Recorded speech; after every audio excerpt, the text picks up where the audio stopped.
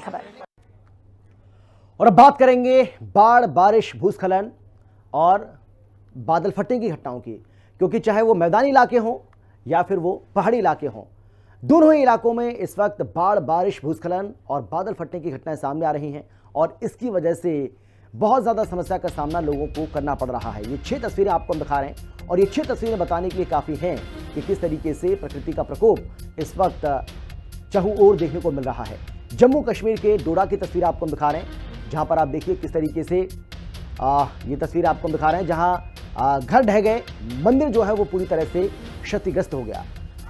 जम्मू कश्मीर के कटरा की भी तस्वीर आपको हम दिखा रहे हैं और वहां भी देखिए वैष्णो देवी यात्रा रोक दी गई है, घर और दुकानें क्षतिग्रस्त हुई हैं। बाली चराना जम्मू कश्मीर की बात करें तो हिमाचल प्रदेश की कुल्लू की भी तस्वीर आप देख पा रहे हैं, जहां सड़क बाधित हुई है। बारिश का प्रलय यहीं नहीं रुका और ये प्रलय पानी का जो भय है वो लोगों के बीच में देखने को मिल रहा है।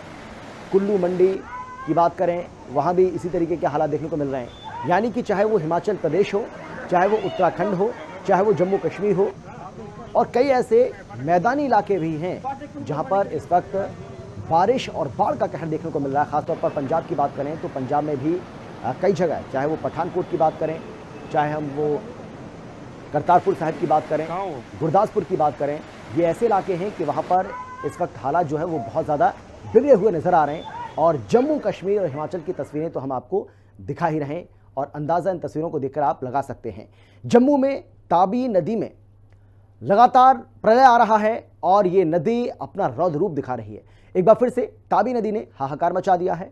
भारी बारिश के कारण आई बाढ़ ने लोगों को जीना मुहाल कर दिया है। कई घरों में रोजी रोटी तक छीन ली गई है। तो जम्मू में बाढ़ के बाद किस तरीके से भारी तबाही का मंजर देखने को मिला, उसकी भी तस्वीरें आपको हम दिखा रहे हैं। यहाँ पर घर, मकान, दुकान सब पूरी तरह से तबाह हो चुके हैं और ये तस्वीर भी इस बात की तस्दीक कर रही है। देखिए आप किस तरीके से एक जो मकान है वो पूरी तरीके से ढह चुका है। ये तभी की वजह से गिर गए, सैलाब आया उसकी वजह से गिर गए तभी। कितना पानी आया था? ये बहुत पानी आया, ये यहाँ से गेट से निकल गया था पानी, बहुत पानी आया था। ये यहाँ से हमारे यहाँ से बहुत दूर से पानी, यहाँ से 100 फुट 100-150 फुट दूर पानी था हमारे। अचानक से पानी आया, बह गया सब कुछ। सामान कहाँ निकाला, हमने सोचा अभी 100 फुट दूर है, कहाँ इतना पानी आएगा इधर, तो हमको पता ही नहीं लगा। अचानक से पानी पीछे से आया, तोड़ के ये भी ले गया खींच के। पानी सामान समूह कुछ नहीं लिखा, खाली ये थोड़ा सा सामान निकाल दो, वो छत पे रखा हुआ बस, और कुछ सामान ही नहीं निकाला। और हम तो इतने डर गए थे, हमारा तो कोई बस ही नहीं रहा। हमने तो अपना गल के कपड़े भी नहीं बाहर निकाले, वो भी मकान के अंदर ही ऐसे के ऐसे ही पड़े हैं। हमें रास्ता भी नहीं है, रास्ता भी कट गया हमारा।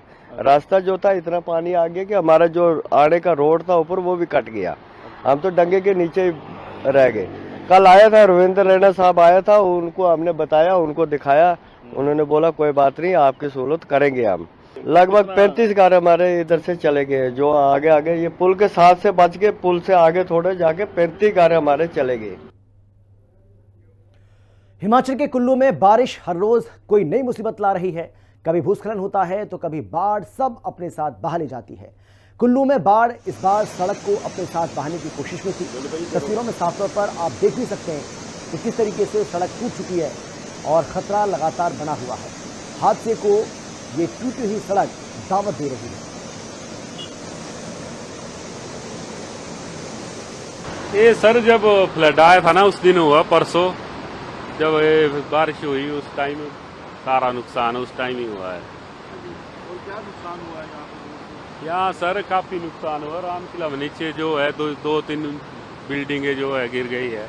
हाँ जी, यहाँ सरूड़ू में भी है नुकसान हुआ, वहाँ भी दरिया पाली साइड को चले गई है, वहाँ भी कुछ मकान है 3-4 वो भी चले गए हैं।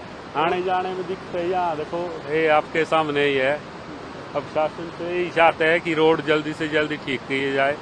बाकी ये देखो यहाँ खतरा है, जब भी गाड़ी रात को आती जाती है कभी भी कुछ भी हो सकता है। इस बार कुल्लू में 2023 में जो बाढ़ आई थी, उसके बाद इस बार दोबारा 2025 में जो बाढ़ आई है, इसका जहाँ बहुत नुकसान हुआ है, क्योंकि NIHI जो है जहाँ जहाँ रोड टूटे थे उस रोड में कोई काम नहीं किया। और उसके बाद अब जो बाढ़ आई है उन ज़्यादा बाढ़ वही मारी है कि भाई जहाँ पर जो है पहले रोड टूटे हुए थे, तो मतलब इसमें कोई काम नहीं हुआ, रोड पे कोई काम नहीं किया। जानी नुकसान भी कई जगह हुआ है, उतना मुझे उतना नॉलेज नहीं है, फिर भी चलो, पर आगे रोड के बहुत ही कट गया बिल्कुल। जम्मू के डोडा की बात करें तो यहां भी कुछ ऐसे हालात देखने को मिल रहे हैं। ये तस्वीरें डोडा के भदेरवाह से हैं जो हम आपको दिखा रहे हैं, जहां भारी बारिश और बाढ़ के कारण लोगों को दिक्कतों का सामना करना पड़ रहा है। कई घर तबाह हो चुके हैं, जान जोखिम में डालकर नदी को पार किया जा रहा है।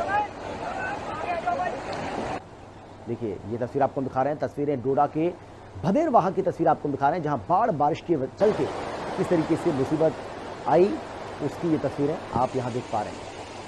लोगों का जीना मुश्किल हो गया है, लोगों का जीवन अस्त व्यस्त हो चुका है।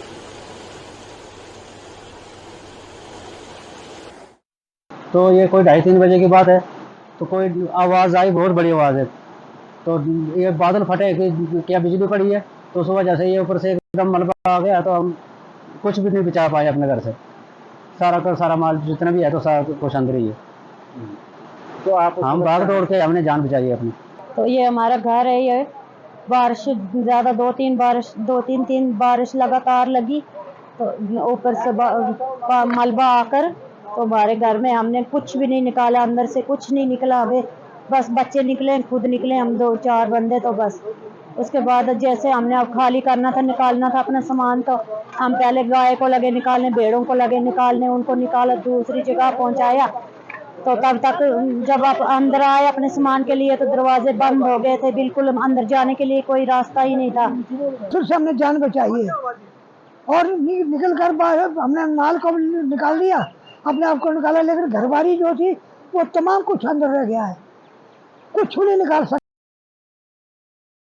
गवर्नमेंट से मत चाहते हैं, कुछ हमें रिलीफ मिलनी चाहिए, कोई मत गवर्नमेंट से मिले, हम यही चाहते हैं। खुद ही सारा पूरा इलाका चल के देखा है, और सबसे ज़्यादा जो पूरे इलाका खारमी सीरी में बहुत नुकसान हुआ। जैसे आपको पता भी है कि हमारा जो बयानी नाला है कटियाड़ा में, जो वहाँ पर क्लाउड ब्रस्ट हुआ है, और उसकी वजह से जो पानी में एकदम भाव आ गए और बहुत ज़्यादा नुकसान हुआ है। आप देख रहे हैं यहाँ पर कोई भी नाला, कोई आसपास में घर, मैक्सिमम घर जो डैमेज हुए हैं और बहुत ज़्यादा नुकसान हुआ है। यहाँ पर बड़ी मेहनत से, बड़ी मुश्किल से हमने एक एक पत्थर, एक एक ईंट इकट्ठा करके अपना ये क्या बोलते हैं रैन बसेरा तैयार किया था। लेकिन अभी देखो, अभी अब आप अपना मतलब कैमरा लगाकर देखो, अभी ये तो इधर लगता ही नहीं है कि कुछ था, था या नहीं था इधर कुछ। क्या कर सकते हैं अब एडमिनिस्ट्रेशन से, अब लोगों से हम यही अपनी। कैसे ये मकान गिरा, कैसे क्या कुछ हुआ? ऊपर इतना मतलब तूफान को एक किस्म से क्लाउड ब्रस्ट ऐसा हुआ कि हमें अपना जान बचाने की पड़ी। अब जान बचाना बड़ा मुश्किल हो गया, तो जान बचाई है लेकिन बड़ी मुश्किल से बचाई है।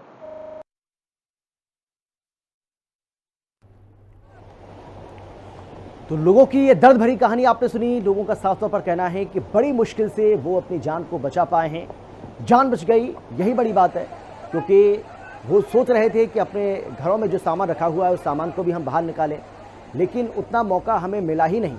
जैसे ही हम ये कोशिश कर रहे थे, इतने में ही सारे के सारे रास्ते पूरी तरह से ब्लॉक हो चुके थे, पानी सब जगह भरा हुआ था, दरवाज़ों पर पानी था, इसीलिए हम वहाँ से मुश्किल से निकल पाए हैं।